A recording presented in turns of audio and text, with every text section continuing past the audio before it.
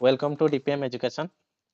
आज्ञा तो fast time तो कहबी एलटीआर पाई केमती पूरा कौन फील होची ना आउ कौन कॉलेज पाई एग्जाम देथिले ना कोडा देथिले जोटा कि आपनकर आउरी आकु बढ़ियार अछि ना एटा पाई कि बहुत खुशी लागुची।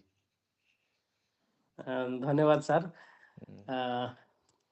बहुत खुशी अच्छी एलटीआर पाई कि मोर एटा प्रथम अटेम्प्ट थिला सर। प्रथम अटेम्प्ट रे आपनकर रैंक भी टे कहि दियंतु समस्त जानंतु केते रैंक थिला। मोर ऑल ओडिसा रैंक 2 रहिला। बहुत बढ़िया। प्रथम थरोडा म ट्राई करथली एलटीआर आ 2022-24 बैच रे BPEd pass out Acharya Nagarjuna university करथली। एक्चुअली मोर सर लाइन टा अलग थिला मु बीएससी एग्रीकल्चर स्टूडेंट तो सेठी हमर टिके जॉब क्राइसिस रहिला बहुत दिन धरी से टाइम लाइन चेंज करली जेहेतु स्पोर्ट्स बैकग्राउंड रो पिला थिले आगु खेला खेली करथली प्लस हम घर माने समस्ते प्राय हमर फिजिकल एजुकेशन लाइन रे बहुत जण अछंती बाबा भी जने पीटी टीचर आउ मामू अछंती समस्ते कका भी पीटी ट्रेनिंग करथिले तेणु से लाइन रे छुआ बेलु तो आमे खेल शिखी शिखी आसु खेल देखि आसु आउ तेणु से लाइन रे जिया पई इच्छा हला इंटरेस्ट थिला आउ खेल को तो नीचे भी चलथिला आउ ठीक अछि बहुत बढ़िया। मोर भी से बैकग्राउंड बापा भी टीचर अछंती पीटी टीचर दीदी पीटी टीचर सब अछंती मु भी पीटी टीचर तो background PT back support sir भलो मिले जेहेतु लोक बाहर कोंती जे पीटी टीचर को काम कोन कोन करचंती किछि नाई सेटा जार अछंती से माने ही जानि पारंती जे ओटे पीटी टीचर रो वैल्यू टा कोन अछि तांकर कामटा कोन कोन करंती समान सेटा बहुत मोटिवेट करे। आ बहुत जन कहते खाली ओडिसा रे कले ही खाली फिजिकल एजुकेशन जानी हबो तो आपन तो कहले हमें कोन आचार्य नागार्जुन रे करची बोली तो कोन तारो एक्चुअली जिंसटा कोन मु भी आचार्य नागार्जुन रे करथिली आया ना किछि नै सर हमें तो हमें जिंस सब जानियार अछि total game and sports knowledge दरकार टोटल सब जाको हमरो खेल रिलेटेड जति जिंस हला सब जानिले हला आपण जोडी भी कोर्स करंतु सेतरे किछि असुविधा नै काना सब गुडा तो एफिलिएटेड अछि हमरो एफिलिएटेड अछि ता सहित किछि एनसीटी असुविधा नै अछि एनसीटी इक्विवेलेंस अछि अप्रूवल मिलिले हला आज्ञा ठीक तेणु अछि सेटिरे ओरिड हबार नै पिला बहुत व्यस्त हुଅନ୍ତି सेई जिंसटा को नेकी एदा आपण पाठ पढिबे जदी जोउठी हेले भी सेटा आपण अचीव करि पारिबे। आ किछि जण कोहंती जे स्पोर्ट सर्टिफिकेट मैंडेटरी की मो सर्टिफिकेट मु भी जते वेरिफिकेशन करथिली स्पोर्ट सर्टिफिकेट तो मैंडेटरी नथिला एबे भी ना ना नाही एथरे भी सारे कोनसी मु सर एसएसडी भी प्रीलिम टा क्वालीफाई करथिली मेन भी क्वालीफाई कली सर एसएसडी आपण जानिथिले କଥା ହେଇଥିଲେ ଆମେ सेटा भी जाइथिली डीबी पई ना बोथ माने एसएसडी आ एलटीआर दिते जा करे हमर कोनसी प्रकार स्पोर्ट्स सर्टिफिकेट मागी नाहंती किंतु आज फिजिकल टीचर मोर कहिबार एटा जे किंतु आमे स्पोर्ट्स रे किछि अचीव करिथिले भलो सेटा हम भल को माने मोटिवेट करिवो हम समस्त ना मेन कोन पई सेटा कहली बहुत जण कोन करूचंती ना स्पोर्ट्स सर्टिफिकेट देबा कहि कि किछि पैसा नउचंती और सर्टिफिकेट दउचंती कारण से माने डरी जाउचंती सर्टिफिकेट पाखरे रहिबा निहाती दरकार बोली कारण ता पाखरे नाही किनि कि आनिबे सर्टिफिकेट तो सेति में मु एठी कंफर्म कर दउची एक्चुअली से जिंस अछि कि ना ना सर सेमती किछि स्पोर्ट्स सर्टिफिकेट रो मेंशन नथिला मध्ये हमरो लिस्ट रे तेणु सेटा सेति पे नोटिफिकेशन रे ही केही जणाई ओरिड थाए हबा कथा नुहे आज्ञा ठीक अछि तो फास्ट अटेम्प्ट थिला पुनी ऑल ओडिसा रैंक 2 केमिति कोन प्रिपरेशन थिला माने सकाळू केते समय पढा थिला संध्या रे केमिति माने गोटे जगह रहि के पढुथिले ना घरे पढुथिले ना केमिति कोन ना सर मु मोर ड्यूटी करथली ड्यूटी आवर छाडी की मु सकाळे घंटे पढ़ा पढ़ी करथली संध्या बेले 2 घंटा स्टार्टिंग एटा 6 मंथ पूर्व कथा कहूची पढ़ाटा केमिति फास्ट बही बाहर करी की ना नोट रू ना केमिति कोन फास्ट स्टार्टिंग केमिति हला धरंती ना जणे स्टार्ट करिवो से जानिबो जे मु कोन करिवि एबे माने पढिबि माने कोनटा पढिबि मते मु प्रथमे सिलेबस बसी की देखिली सिलेबस बाहर कली पूर्व ईयर रो कोन सिलेबस थिला एलटीआर तो सेते बेले किछु गुटे आस्तुला जे एलटीआर हबो एलटीआर आसीबो ए टाइप रो तो पूर्व वर्ष रो सिलेबस टा मु प्रथमे बाहर कली सेई सिलेबस को देखिकी तापर मु मोर कोन कोडा स्ट्रांग पार्ट हबो मु कोन जानिची भितरु मु जेहेतु साइंस बैकग्राउंड रो पिला थिली एनाटॉमी फिजियोलॉजी टा मो पई सर बहुत इजी हे गला मु सेटा बहुत बढ़िया से करि पारली आउ अन्य सब्जेक्ट मते टिके देखिया को पड़ला जेमते कि हिस्ट्री प्रिंसिपल सेडा हमर स्पोर्ट्स ଅଲମ୍ପିକ ଜିନିଷଟା ଟିକେ ଦେଖିବାକୁ ପଡିଲା, ବୁଝିବାକୁ ସ୍ପୋର୍ଟସ ଟ୍ରେନିଂ ବୁଝିବାକୁ ପଡିଲା, ହୁଁ ଗେମ୍ ଆଣ୍ଡ ସ୍ପୋର୍ଟସ ର ଗୁଡାଏ ଜିନିଷ ସାର୍ ମୁଁ ବର୍ତ୍ତମାନ ବି ଫିଲ୍ଡରେ ଯେହେତୁ ଆକ୍ଟିଭ ଅଛି ପିଲାଙ୍କ ସହିତ ସ୍ପୋର୍ଟସ ଲାଇନରେ, ତ ହୁଁ ସେଗୁଡା ଜଣା ଥିଲା କିଛି ବି, କିନ୍ତୁ ଯୋଉଟା ଆଉ ଟିକେ ଡିପ୍ ଜିନିଷ ଜାଣିବାର ଥିଲା ତା ହୁଁ ପ୍ରତି ଟିକେ କାମ କଲି। ହୁଁ ଆଉ ୟୁଟ୍ୟୁବ ଟା ଫାଷ୍ଟ ଅନ୍ କଲି। ହୁଁ ସମସ୍ତେ ଆଜିକାଲି ସାର୍ ମୋବାଇଲ ସମସ୍ତଙ୍କ ହାତରେ, ମୋ ପାଖରେ ବି ଥିଲା ସାର୍। ହୁଁ ଟ୍ୟାବ ରେ ଫାଷ୍ଟ ୟୁଟ୍ୟୁବ ଅନ୍ କଲି, ୟୁଟ୍ୟୁବ ରୁ ହିଁ ମୋର ସର୍ଚ୍ଚ ଯୋଉ ଜିନିଷଟା ମୋର ଦେଖିଲି ସିଲାବସ ରେ ଆଉଟ ଅଫ ରିଚ୍ ଅଛି, ହୁଁ ତାକୁ ପ୍ରଥମେ ଷ୍ଟାର୍ଟ କଲି ୟୁଟ୍ୟୁବରୁ। ହୁଁ ତ ୟୁଟ୍ୟୁବ ୟୁଟ୍ୟୁବ ଖୋଜୁ ଖୋଜୁ ସେମିତି ବହୁତ ଗୁଡେ ଚ୍ୟାନେଲ ଆସିଲା ସାର୍, ହୁଁ ଆପଣଙ୍କର ବି ଡିପିଏମ୍ ଆସିଲା। ହୁଁ ତ ସେଠି ବି ମୁଁ ଷ୍ଟାର୍ଟ କଲି, ଭଲ ଲାଗିଲା ଧୀରେ ଧୀରେ, ତାପରେ ପୁଣି ଆପଣଙ୍କର ଆମର ସବସ୍କ୍ରିପସନ ନେଲି, ହୁଁ ତାପରେ କିଛିଟା ସବସ୍କ୍ରିପସନ ଟା ଜିନିଷ ନେଇ ଯାଇଥିଲେ ଜାଣିବାକୁ କିନ୍ତୁ ପଡିଲା। ମତେ କଲ୍ ବି କରିନଥିଲେ ନା, ସବସ୍କ୍ରିପସନ କିନ୍ତୁ ନେଇ ଯାଇଥିଲେ ନା। ହଁ ସବସ୍କ୍ରିପସନ ମୁଁ ତ ବୋଧେ ଷ୍ଟାର୍ଟିଂରୁ ସାର୍ ଆପଣଙ୍କର ଥିଲି, ହୁଁ ହୁଁ ମୁଁ ହୁଁ ସେମିତି ନାହିଁ, ମୁଁ ପଢାପଢି ସାର୍ ଡ୍ୟୁଟି ଆୱାର ଥିଲା, ହୁଁ ପଢାପଢି କରେ, ସନ୍ଧ୍ୟା ବେଳଟା ଖେଳା ଖେଳିରେ ପୁଣି ବ୍ୟସ୍ତ। ଖାଲି ମୁଁ ତ ଦେଖେ ମୋର କି ମେସେଜ ଗୁଡା ଯୋଉଟା ବୋଧେ ଡାଉଟ ଥାଏ ନା କଣ, ଖାଲି ହଁ ମେସେଜ ଗୁଡା ମତେ କରିଦେଇଥାନ୍ତି ମୋ ଏମସିକ୍ୟୁ ଗୁଡା, ଯେ ଏଇଟା ସାର୍ ମୁଁ ସେଟା ଗୋଟେ ସାର୍ ଦିନ ଦି ଲାଷ୍ଟ ଦିନ ପରେ ଟାଇମରେ ଯାଇକି, ହଁ 2 ଦିନ 3 ଦିନ ରିପ୍ଲାଏ ପରେ ଆପଣ ଯାଇକି ହିଁ ରିପ୍ଲାଏ ଦେଇଛନ୍ତି। ଦିଏ। ଆଜ୍ଞା, ଯେ ଏଇଟାର ଯୋଉଟା ଏଇଟା ଆନ୍ସର। କନଫ୍ୟୁଜନ ହୁଁ ଥାଏ। ମୁଁ ସାର୍ ଠିକ ଅଛି। ନିଜେ ସଲ୍ଭ କରିବାକୁ ତାକୁ ଚେଷ୍ଟା କରେ, ହୁଁ ମୁଁ ସେଇଥିରେ ଟିକେ ବିଶ୍ୱାସ କରେ ଯେ ନିଜେ ଯଦି ମୁଁ ହଁ ନିଜେ ତାକୁ ଯଦି ଆନାଲାଇଜ 5 ମିନିଟ କରିକି ବି ବେଶୀ, ଲାଗିବ, ହଁ 5 ମିନିଟ ଆଜ୍ଞା ବି ଲାଗୁ, ନାଇଁ କିନ୍ତୁ ସାର୍ ସେଇଟା ଗୋଟେ ମନେ ଗୋଟେ ରହିବ।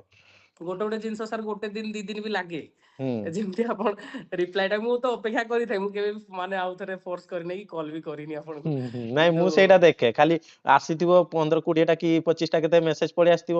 ମେନ୍ କଣ ପ୍ରୋବ୍ଲେମ ହୁଏ କହିଲେ, ଏଠି ଥାନ୍ତି ବହୁତ ପିଲା, 200 300 ପିଲା, ଆଜ୍ଞା ହଁ ହଠାତ୍ ଯଦି ହଁ ନା ମେସେଜ ପଳେଇ ସେଇ ଆସିଥିବ, ଜିନିଷଟା ସେଇଟା ଆଜ୍ଞା ରିପ୍ଲାଏ ଦେଲା ବେଳକୁ କଣ ହୁଏ ନା, ମୁଁ କଷ୍ଟ ଧରନ୍ତୁ ହେଉଥିବ ଏଇନା ଆପଣଙ୍କୁ। 15 20ଟା ମେସେଜ ର ରିପ୍ଲାଏ ଦେଇଦେଲି, ସେଇଟା ତଳେ ତଳେ ରହିଯାଇଥିବ, ପୁଣି ଥରେ ଯେତେବେଳେ ପୁଣି ସ୍କ୍ରୋଲ କରି ଦେଖିବି, ସେତେବେଳେ ହଠାତ୍ ଦେଇଦିଏ। ଆଉ ଗୋଟେ ଗୋଟେ ଟାଇମ ଆସେ ଯେମିତି କି ମୁଁ ବିଜି ଥାଏ, ଗୋଟେ ମେସେଜ ଟା ପଳେଇ ଆସେ, ସିନ୍ କରିକି ବି ଛାଡିଦିଏ, କିନ୍ତୁ ବହୁତ ଜଣ କଣ ଭାବନ୍ତି ଯେ ରିପ୍ଲାଏ ସବୁଗୁଡା ମାନେ ପସିବୁଲ ହୁଏନି, ନା ସାର୍ କାରଣ ମୁଁ ଏତେ ସେ ମୁଁ ରିପ୍ଲାଏ ପାଇଛି, ମୁଁ ହୁଁ ଲେଟରେ ହେଲେ ବି ରିପ୍ଲାଏ ପାଇଛି। ଆଉ ମତେ ତ ସେଇ ଜିନିଷଟା ଭଲ ଲାଗେ, ଆନାଲାଇଜ କରିକି ମୁଁ ନିଜେ ତାକୁ ସଲ୍ଭ କରିବାକୁ ଚେଷ୍ଟା କରେ। ହୁଁ ଠିକ ଅଛି। ତ ମୋ କହିବା କଥା, ଯୋଉ ଆମେ ସିଲାବସ ଟା ଫାଷ୍ଟ କଣ କରିବା ନା, ଦେଖିବା ଆଗେ ତ ଡାଉନଲୋଡ କରିକି ପାଖରେ ରଖିବା ଦରକାର, ନହେଲେ ନିହାତି ଲେଖିକି ସାର୍, ରଖିବା। ସାମ୍ନାରେ ହଁ ଯୋଉଠି ଆମର ଷ୍ଟଡି ଟେବୁଲ ଅଛି କିମ୍ବା ଫ୍ରଣ୍ଟ ରେ ୱାଲ ଅଛି, ଆମେ ହୁଁ ସେଠି ତାକୁ ଆଗ ଫିକ୍ସ କରିବା ଦରକାର। ହୁଁ ତା ବିଷୟରେ ପୁରା ନଲେଜ ଜାଣିବା ଦରକାର ଯେ ଆମର ହୁଁ କଣ ଅଛି ଜିନିଷଟା, ହୁଁ ତାପରେ ହିଁ ଆମେ କିଛି ଗୋଟେ ଷ୍ଟାର୍ଟ କରିପାରିବା ଭଲସେ, କିମ୍ବା କୋଉଠି ଅସୁବିଧା ଅଛି, କୋଉଠି ସୁବିଧା ହେଲା, କେତେ ଦୂର କଭର କଲେ, ହୁଁ ତାକୁ ସାମ୍ନାରେ ରଖିକି ଆମେ କାମ କଲେ ସକ୍ସେସ ଟା ପାଇପାରିବା। ଠିକ ଅଛି। ମୁଁ ବି ସେଇଟା କୁହେ ଯେ, ଯୋଉ କୋଶ୍ଚେନ ଟା ବି ଆମେ ଜାଣି ପାରୁନାହାନ୍ତି, ସେଇଟା ଆକ୍ଚୁଆଲି କୋଉ ଟପିକ ରୁ ଆସୁଛି, ଯଦି ଜଣେ ଜାଣିପାଇଲା, ସିଏ ଆକ୍ଚୁଆଲି ପାଠ ବହୁତ କିଛି ଜାଣିଛି ବୋଲି ଆମେ କହିପାରିବା। କିଛି ଆଜ୍ଞା ଜଣ ନିହାତି ଏମିତି କି କୋଶ୍ଚେନ ଆସୁଛି, କୋଉ ଟପିକ ରୁ ଆସିଛି ବି ଜାଣିନାହାନ୍ତି, ତ ସେଇଟା ପ୍ରୋବ୍ଲେମ ଟା ହେଇଯାଏ। ତ ମୁଁ ଆଗେ ସେଥିପାଇଁ କୁହେ, ସଜେଷ୍ଟ କରେ କି ଆଗେ ଦେଖ ସିଲାବସ ଟା ଯଦି ମାଇଣ୍ଡରେ ନାହିଁ, ଆମର ଅନନେସେସରୀ ବି ଅଧିକା ପାଠ ପଢି ଦିଅନ୍ତି, କିନ୍ତୁ ପଢିବା ପରେ ପଢିବା, କିନ୍ତୁ ଆଗେ ଯୋଉଟା ଅଛି ସେଇଟା ଆଗେ ପଢିବା। ନା ସେମିତି କଣ ନା ପୁରା ଯେକୌଣସି ୟୁନିଭର୍ସ ବହି ହଉ କି କଣ, ଯାହାବି ନା ପୁରା ସାର୍ ପଢା ସେମିତି ଚାଲେ। କଲେ ଆମେ କଷ୍ଟ ହେଇଯିବ ଆମ ପାଇଁ, ମାନେ କମ୍ପ୍ଲିକେଟେଡ ହେଇଯିବ ସାର୍ ଜିନିଷଟା। ହୁଁ ଆମେ ଫେଜ ବାଇ ଫେଜ ଯିବା, ଗୋଟେ ୟୁନିଟ୍ ସାରିକି ଆଉ ଗୋଟେ ୟୁନିଟ୍ ଯାଇକି ଯିବା, ଆଉ ଗୋଟେ ୟୁନିଟ୍ ସାରିବାନି, ସେଟା ଭଲ ଲାଗିବନି, ପୁଣି ହୁଁ ନେକ୍ସଟ ୟୁନିଟ୍ କୁ ଜମ୍ପ କରିଦଉଥିବା, ସେମିତି ହେଲେ ଭଲ ଲାଗିବନି। ଆମର କନସିଷ୍ଟେନ୍ସି ଟା ନିହାତି ଦରକାର ସାର୍। ହୁଁ ଆଉ ଗୋଟେ ପ୍ରପର ଡିସିପ୍ଲିନ ର ସହିତ ଟିକେ ପଢିବାକୁ ପଡିବ। ହୁଁ ହୁଁ ବେଶୀ କିଛି ନାହିଁ ସାର୍ ଫିଜିକାଲ ଏଜୁକେସନ ରେ, ବହୁତ ହୁଁ ଅନ୍ୟ ଜଣେ ଯଦି ଆଜ ହଁ କମ୍ପେୟାର ଟୁ ଅଦର ଏକ୍ସାମ ଆମର ଭଲ ଅଛି ସାର୍। ଜଣେ ନର୍ମାଲ 3 ମାସରେ ହାର୍ଡ ୱାର୍କ ଆରାମ ସେ ନହେଲେ କରିଦବ। ସ୍ମାର୍ଟ ୱାର୍କ କରିକି ସେ କରିପାରିବ ସାର୍, ଆଚିଭ୍ କରିପାରିବ ସମସ୍ତେ। 3 ମାସ ଦରକାର, ଜଣେ ଆରାମସେ ଯଦି କିଛି ବି ଜାଣିନଥିବ 3 ମାସରେ ପୁରା ବହୁତ କମ ସିଲାବସ ଅଛି। ଆପଣ ପିସିଏମ ଆଜ୍ଞା ସିବିଜେଡ କୁ ଯାଆନ୍ତୁ, ଯେତିକି ସିଲାବସ ଅଛି, ତାର 3 ଭାଗରୁ ଭାଗେ ବି ଏଠି ନାହିଁ। ଆଜ୍ଞା ସାର୍। ନା କି? ହଁ କିନ୍ତୁ ଯଦି ବହୁତ ଆମେ କମ ଟୋଟାଲ ସିଲାବସ, ଆମେ ମ୍ୟାନେଜମେଣ୍ଟ ଯଦି ଭଲ ସାର୍ କରିପାରିବା, ହୁଁ ଦେନ୍ ଆମର ଆଚିଭ୍ କରିବାଟା ବହୁତ ଇଜି ହେଇଯିବ। ଆଉ ଯଦି ଆମେ ସବୁ ବହି କାଢିକି ପଢିବା, ଯେମିତି ଆମର ଏସେନ୍ସିଆଲ ରେ ଅଛି, ସେମିତି ଯଦି ପଢିବା ତ ଆମର ସରିବ ନାହିଁ। ନାହିଁ ସାର୍। ନାଇଁ ଠିକ ଅଛି। ତା ଆଉ ଗୋଟେ ପ୍ରିପାରେସନ ଜିନିଷ ହୁଁ ଆମର ଗୋଟେ ଜାଗାରେ ରହିକି କରିଲେ ଭଲ, ମାନେ ମୋର କହିବା ମତଲବ ଏଇଟା ଯେ ଆମେ ଏଇଟା ଭଲ ଲାଗିଲାନି ଆଜି ୟାର ୟୁଟ୍ୟୁବ ଚ୍ୟାନେଲ, ତାର ସେଟା ୟୁଟ୍ୟୁବ ଚ୍ୟାନେଲ, ସେଇ ହୁଁ ଟପିକ ହୁଁ ସେଇ ସାରଙ୍କ ପାଖରୁ, ହୁଁ ଏମିତି ଡିଆଁ ଡିଁ ରେ ଟିକେ ପିଲାମାନେ ମୋ ସାଙ୍ଗମାନେ ହଁ ବି ସେମିତି କରନ୍ତି।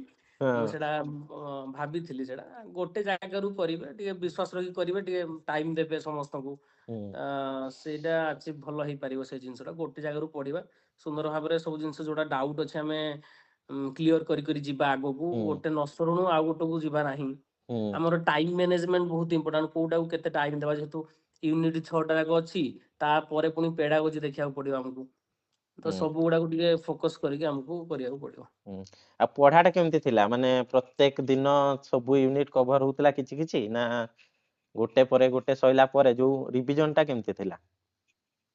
ରିଭିଜନ ଟା ସାର୍ ଆପଣଙ୍କ କହିବା ହିସାବରେ ମୁଁ ଡେଲି 300 400 500 ତ କୋଶ୍ଚିନ୍ ଲଗେଇ ଦିଏ ଡେଲି, ହୁଁ ମାନେ ଲାଷ୍ଟ 1 month 2 month କଥା କହୁଛି, ହୁଁ ମାନେ ହୁଁ ପ୍ରତ୍ୟେକ ଦିନ 300 400 କୋଶ୍ଚିନ୍ ଲଗେଇ ଦେଇଛି ହଁ ଲାଷ୍ଟ ଟାଇମ ଗୁଡା।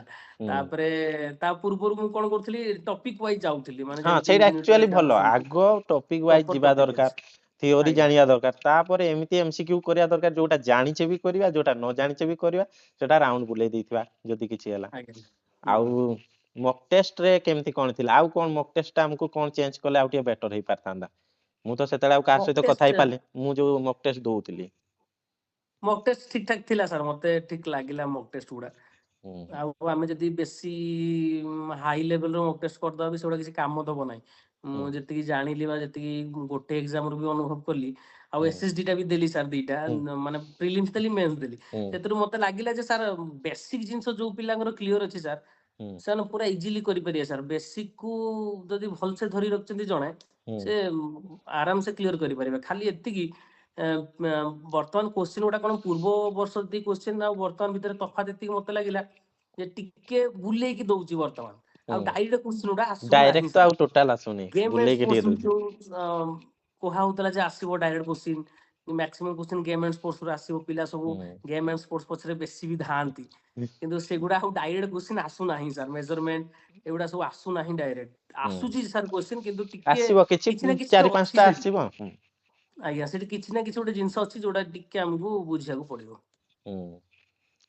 ତ ମେନ୍ ଆଗରୁ କଣ ଆରଏସଟି 2023 ରେ କଣ ନା ଖାଲି ଡାଇମେନସନ ଗୁଡା ଦେଇଦେଲା, ଆଉ କିଛି ଆଜ୍ଞା ମେଜରମେଣ୍ଟ ଦେଇଦେଲା, ତ ସେଇଟାକୁ ବେସ୍ କରିକି ଏସଏସବି ରେ ସବୁ ପ୍ରିପେୟାର ହେଲେ, ଯୋଉଟା କି ଆଜ୍ଞା ଏସଏସବି ରେ କଣ ହେଲା, ପିଲାମାନେ ପୁରା ଉଲ୍ଟା କ୍ୱେଶ୍ଚନ ହେଇଗଲା, ପୁରା ବୁଝିବା କ୍ୱେଶ୍ଚନ ଦେଇଦେଲା, ତାପରେ ଏଲଟିଆର ବି ଟିକେ ବୁଝିଲା ଟାଇପ ର ଦିଆ ହେଲା, ନାଇଁ କି ପାଖାପାଖି ଆଜ୍ଞା। 50ଟା ପାଖାପାଖି ଡାଇରେକ୍ଟ କ୍ୱେଶ୍ଚନ ହେଇପାରେ, ହଁ, ନାଇଁ କି? 50 to 60 ସମସ୍ତେ କରିଦେଇ ପାରିବେ, ହୁଁ ତାପରେ 60 to 100 ଯାଏଁ ଯୋଉ କୋଶ୍ଚିନ୍ ଗୁଡା ହୁଁ ଟିକେ ବୁଲେଇକି ଦଉଛି, ବୁଲେଇଛି ସେଇ ଆଉ। ବେସିକ ଲେଭେଲ ର କୋଶ୍ଚିନ୍ ସାର୍, କିନ୍ତୁ ୱେଲ ପ୍ରିପାରେସନ ଯୋଉମାନେ କରିଥିବେ ସେମାନେ ହୁଁ ନିହାତି ଧରି ପାରିବେ ଜିନିଷଟାକୁ।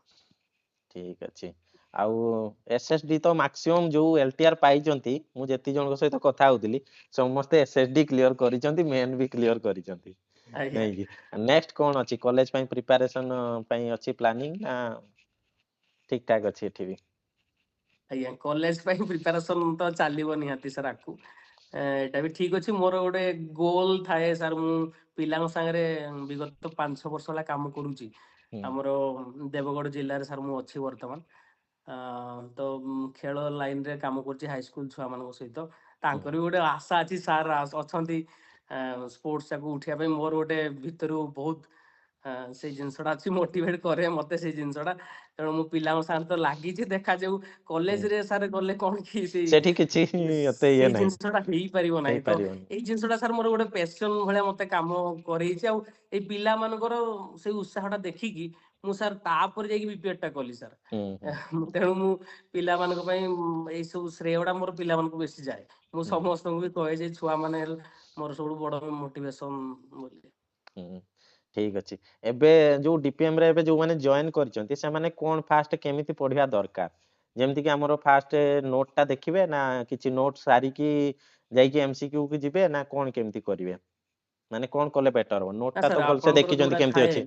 ହୁଁ ଆମେ ପଢିଲା ବେଳେ ଯୋଉଟା ଆପଣ କରୁଥିଲେ, ଯେମିତି ଗୋଟେ ଆଜିର ଥିଓରି ମନେକର ଗୋଟେ ସେସନ ସରିଲା, ତାର ସାଙ୍ଗେ ସାଙ୍ଗେ ଆପଣ କରୁଥିଲେ ଏମସିକ୍ୟୁ, ଯୋଉଟା ଇମ୍ପୋର୍ଟାଣ୍ଟ ଏମସିକ୍ୟୁ ଥିଲା ପ୍ରିଭିୟସ ଇୟର ଯୋଉଟା ଥିଲା, ସାର୍ ହୁଁ ଆପଣ ସେମିତି କରୁଥିଲେ ଆମ ବେଳେ, ହୁଁ ତ ସେମିତି ବି ଯାଇପାରିବା, ଯୋଉଟା ଇମ୍ପୋର୍ଟାଣ୍ଟ କୋଶ୍ଚିନ୍ ଗୁଡା ଅଛି ସେଇ ଫାଷ୍ଟ ଡେ ରେ କ୍ଲିୟର କରିପାରିବା।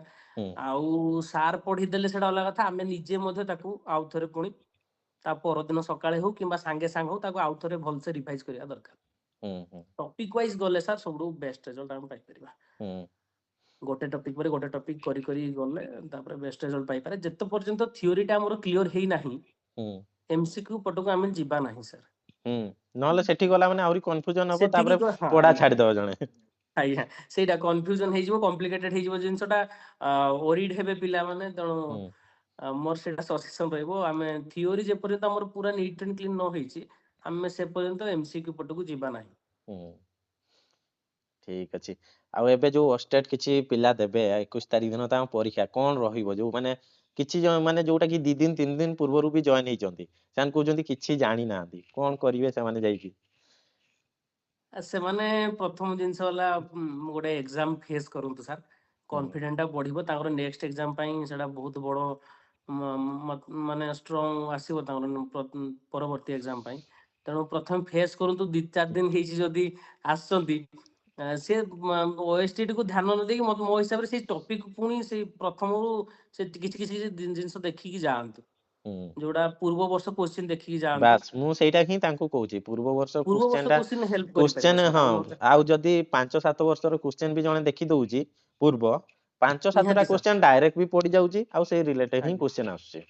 ଆଜ୍ଞା ଆଉ ମେନ୍ ହେଲା ସେଇ ଜିନିଷ। ଆଉ ମୁଁ ତାଙ୍କୁ ବି ସେଇ ଜିନିଷ କହିବି ଯେ ଛାଡିବେନି, 150 କ୍ୱେଶ୍ଚନ ମିନ୍ସ ମାଇନସ ମାର୍କିଂ ନାହିଁ, ବୁଲେଇ ଦେବେ, ଆଜ୍ଞା ହଁ ସବୁ ବାଇଚାନ୍ସ ଯାକ ହେଇଯିବାର ଆଟେମ୍ପ ବହୁତ କରିହବ। ସମ୍ଭାବନା, ସବୁ ବାଇଚାନ୍ସ ହେଇଯିବାର ବହୁତ ସମ୍ଭାବନା ଅଛି। ଆଉ ଆଉ କଣ ଓଡିଆ କୋଉ ଇଂଲିଶ ଗ୍ରାମାର ତ ସାର୍ ଅଛି 20-20 ହୁଁ ମାର୍କର, ଯେହେତୁ ହୁଁ ଆମେ ମୋ ପ୍ୟାସେଜ ହିସାବରେ ଅଛି ତ ଜଣେ ଅଛି 20 ମାର୍କ ତ ରଖିପାରିବା ଦରକାର ଆରାମ ସେ ଓଡିଆ ଯେତିକି ଅଛି। ଇଂଲିଶ ମିଶିକି 20 ମାର୍କ ଆରାମ ସେ ଜଣଙ୍କର ରହିଯିବ। ଆଜ୍ଞା ସାର୍। ଆଉ ଆମର ଅନ୍ୟାନ୍ୟ କ୍ଲାସ 9-10 ର ହିଁ ସବୁ ଗ୍ରାମାର ଗୁଡା ହୁଁ ବହିରୁ ପଳେଇ ପଢୁଛି ଆସୁଛି, ଓଡିଆ ଗ୍ରାମାର ବହି ଗୁଡା ପୁରା ଟୋଟାଲ ଡିଟେଲସ ସେଇଥିରୁ ଆସୁଛି ସାର୍, ହୁଁ ପୁରା ଡାଇରେକ୍ଟ କ୍ୱେଶ୍ଚନ ଟା ପକେଇ ଦଉଛନ୍ତି। ଇଂଲିଶ ବି ସେମିତି ଅଛି, 20 ମାର୍କ ହୁଁ ତ ସେଇଠୁ ରହିଯିବ ମୋ ହିସାବରେ।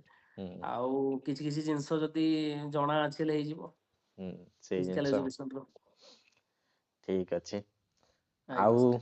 ଆଉ କଣ କହିବେ, ଆଉ ଆମର ଇମ୍ପ୍ରୁଭମେଣ୍ଟ ଆଉ କଣ କରିବାର ଅଛି, ମାନେ ଏତିକି ଦିନ ତ ପଢିଲେ ଜାଣିଲେ ଯେ ଆଉ କଣ କଲେ ଆଉ ଜଣେ ମାନେ ଇଜିଲି ଆଉ ଟିକେ କରିପାରିବ, ମାନେ ଇଜିଲି ଏକ୍ସାମ ସାର୍, ଇଏ କରି ଆଜ୍ଞା ହୁଁ ସାର୍, ପ୍ରଥମେ ଆମେ ଆମର ୱିକନେସ୍ କୋଉ ଜିନିଷଟା ଅଛି ସାର୍, ୱିକ୍ ପଏଣ୍ଟଟା କୋଉ ପାର୍ଟଟା ଅଛି ତାକୁ ବାହାର କରିବା, ଆନାଲାଇଜ କରିବା ଦରକାର। ହୁଁ ଷ୍ଟ୍ରଙ୍ଗ ପାର୍ଟ କୋଉଟା ଅଛି ତାକୁ ବାହାର କରିବା ଦରକାର। ଆଉ ଏମିତି ନାହିଁ ଯେ ଆମେ ଖାଲି ଥିଓରି ଘୁଷି ଘୁଷିକି ହିଁ ସବୁ ଜିନିଷ କରିଦବା, ସେମିତି ହବନାହିଁ।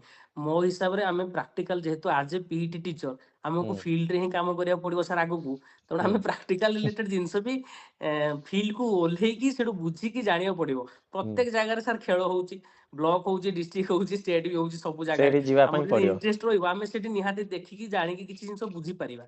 ହୁଁ କିମ୍ବା ଗାଁରେ ବି ଯୋଉ ଖେଳ ହଉଛି ସେଠି ସେଠି ଆମେ କିଛିଟା ଜିନିଷ ତ ଜାଣିପାରିବା, ରୁଲ ରେଗୁଲେସନ୍ସ ଆଉ ତାର ମେଜରମେଣ୍ଟସ ଯୋଉଗୁଡା ଅଛି ସବୁ ଜାଣିବା ନିହାତି ଦରକାର। ସାଇମଲଟେନିୟସଲି ଯେହେତୁ ଆମର ଫିଜିକାଲ ଏଜୁକେସନ ଅଛି, ହୁଁ ଆମେ ଥିଓରି ସହିତ ପ୍ରାକ୍ଟିକାଲ ଯଦି ମିଶେଇକି ନେଇକି ଯିବା ସାର୍, ହୁଁ ଭଲ ଲାଗିବ ସେ ଜିନିଷଟା। ମନେ ରୁହେ ଟ୍ରେନିଂ ଭଲ। କୁହନ୍ତୁ, ଏକ୍ସରସାଇଜ କୁହନ୍ତୁ, ୱାର୍ମ ଅପ୍ କୁହନ୍ତୁ, ସେ ଡାଏଟ ବି ସେମିତି ହେବା ଦରକାର।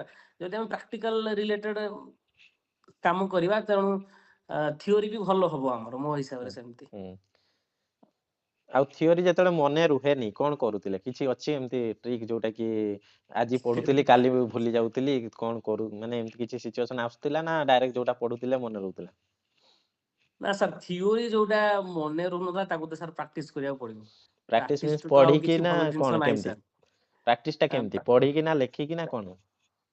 ନା ସାର୍, ମୁଁ ସେଠି ଡିପ୍ ଯାଏ, ମତେ ମନେକର ସାର୍, ମନେ କରନ୍ତୁ ଆପଣ ସ୍ପୋର୍ଟସ ଟ୍ରେନିଂ ର କିଛିଟା ଡାଉଟ୍ ଅଛି, ହୁଁ ତ ୱାର୍ମ ଅପ୍ ମନେ କରନ୍ତୁ ଡାଉଟ୍ ଅଛି, ମୁଁ ୱାର୍ମ ଅପ୍ ଦେଖିଲି ଆପଣଙ୍କ ଭିଡିଓ, ହୁଁ ମତେ ପୁଣି ଡାଉଟ୍ ହେଲା, ମୁଁ ବୁକ୍ ସର୍ଚ୍ଚ କରିବି ନିଜେ ହୁଁ ନିଜେ, ମୁଁ ହୁଁ ସେଟା ଆନାଲାଇଜ କରେ ନିଜେ ନିଜେ, ହୁଁ ନିଜେ ହୁଁ ନିଜେ ହୁଁ ସଲ୍ଭ କରିବାକୁ ଚେଷ୍ଟା କରେ। ଆକ୍ଚୁଆଲି ସେଇଟା ସେଇ ଅନୁସାରେ ସେଇଟା ଡାଉଟ୍ ହେଲା, ସେଇଟା ଯାଇକି ଆମେ ୟୁଟ୍ୟୁବରେ ସର୍ଚ୍ଚ କରିବା ୱାର୍ମ ଅପ୍ ଟା କଣ।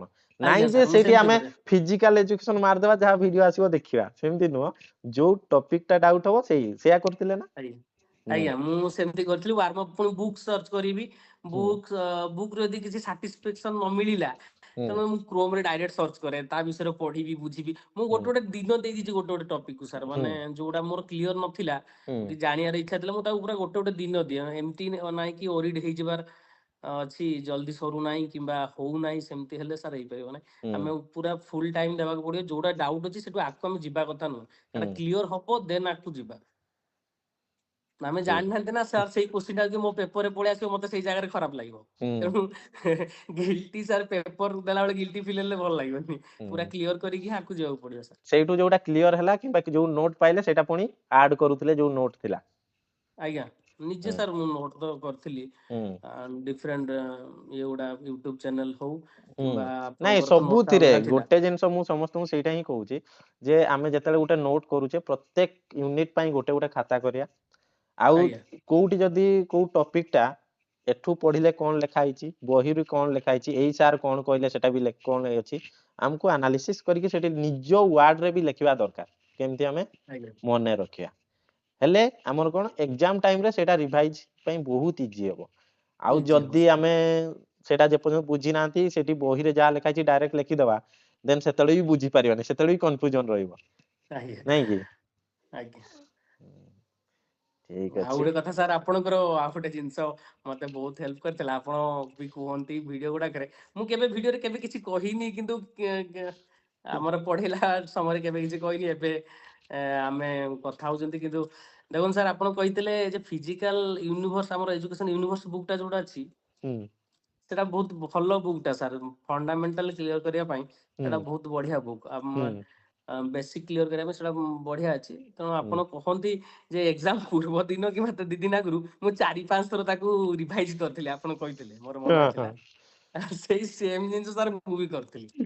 ହଁ ମୁଁ ସେଇଟା 2 ଦିନ ଆଗରୁ ପଢା ଛାଡିଲି ଆଜ୍ଞା ଦେଖନ୍ତୁ ସାର୍ 23 ତାରିଖ ଦିନ ଥିଲା 22 ତାରିଖ ଦିନ ସାର୍ ଥିଲା ଏସଏସଡି ପ୍ରିଲିମ୍ସ ଏକ୍ସାମ ହୁଁ ପ୍ରିଲିମ୍ସ ଟା ସାର୍ ବହୁତ ଭଲ ହେଇଗଲା ତ ହୁଁ କନଫିଡେନ୍ସ ଟା ମୋର ଟିକେ ହାଇ ହେଇଗଲା ସେଠି ହୁଁ ବଢିଆ କନଫିଡେନ୍ସ ରେ ଗଲି ମୁଁ ଏଲଟିଆର ତା ପରଦିନ ଥିଲା ଭୁବନେଶ୍ୱରରେ ହୁଁ ଏସଏସଡି ଥିଲା ମୋର ସମ୍ବଲପୁରରେ ଏଲଟିଆର ହୁଁ ଥିଲା ଭୁବନେଶ୍ୱରରେ ରାତିରେ ହୁଁ ଟ୍ରେନ ଧରିକି ଗଲି ହୁଁ ସକାଳୁ ସେଠି ଓହ୍ଲେଇଲି ହୁଁ ସକାଳୁ ଓହ୍ଲେଇକି ରେଷ୍ଟ ନେଇକି ଘଣ୍ଟେ ପୁରା ଦିନ ସାରା ସେଇ ବହିଟା ଚାଲିଲା ହୁଁ ଦି ତିନି ଥର ଚଲେଇଲି ମାନେ ଏକ୍ସାମ ର ସାର୍ ମୁଁ ସପ୍ତାହ ପୂର୍ବରୁ ସେଇ ବହିଟା ମୁଁ ନିହାତି 20-25 ଥର ତ କମ୍ପ୍ଲିଟ କରିଥିବି ସାର୍ ହଁ ରିଭିଜନ ହେଇଯାଇଥିବ କାରଣ ମୁଁ ବି ରିଭିଜନ ଜାଣିନି ହେଇଯାଇଛି ଯେ ମୋର ଏକ୍ସାମ ପୂର୍ବ ଦିନ ହିଁ ମୋର 4-5 ଥର ମୋର ରିଭିଜନ ସରିଗଲା ମୁଁ ଦେଖିଦେଲେ ହେଇଯିବ ତ ସାର୍ ଏଇଟା ମାନେ ହେଇଯିବ ହଁ ଆପଣ ସେଠି ଯଦି ନୋଟ୍ କରିକି ଭଲସେ ବୁକ୍ ରେ ଲେଖିଥିବେ ହୁଁ ସବୁ ଜିନିଷ ଆଗରୁ କଭର କରିଥିବେ ହେଲେ ସେଟା ନଜରରେ ପଳେଇ ଆସେ ସାର୍ କୋଉଟା ଇମ୍ପୋର୍ଟାଣ୍ଟ ଜିନିଷ ହୁଁ କୋଉଟା ମତେ ଲାଗୁଛି ଅସୁବିଧା ହବ ହୁଁ ତ ସେଇ ଜିନିଷ ଟା ହେଇଯାଇପାରିବ ସାର୍ ହୁଁ ବହୁତ ସେଇଟା ବଢିଆ ସାର୍ ମତେ ତାହେଲେ ବହୁତ ହେଲ୍ପ କରିଥିଲା ସାର୍।